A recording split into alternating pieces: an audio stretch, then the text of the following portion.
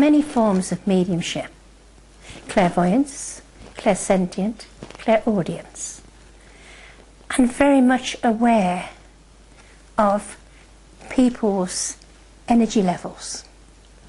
Now, you can read from a photograph generally about a person, or you can pick up the thoughts of that person by even looking at a photograph. But what it comes to my mind is something that happened when I did a naming ceremony.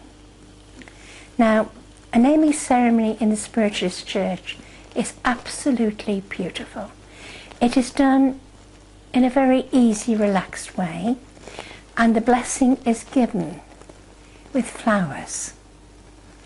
It is really so sweet, and yet it promotes the feeling of a oneness of family and the love of God, for flowers are living energy. Anyway, let me tell you about the photograph. A child that I was naming was given, just after I handed her back to her mother, a little locket.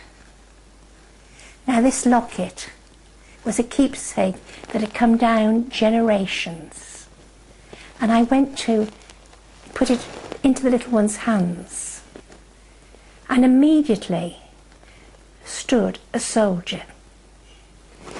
I looked at him, and he was a gentleman of the First World War. He smiled at me and he said, "My photo's in the locket.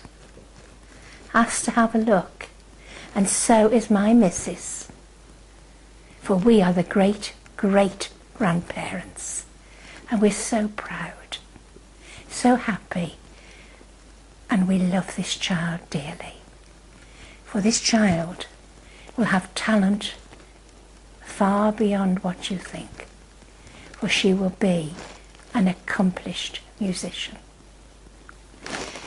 After the ceremony, I asked if I could see the locket, and I opened it, and as sure, that was the face of the gentleman. And apparently too, he was killed on the Somme. His body really was never found, because he was, sorry to say, blown really to pieces. But he appeared tall, strong, as he was when the photo was taken before he went to war. And to me, I thought that was beautiful. Then he gave his name. He said his name was George Henry. And the little girl that I had named was called Georgina. Georgina of the earth, and the Spirit gave her a name also, which is the usual way. And they gave her the name of Peace, which I thought very apt and beautiful.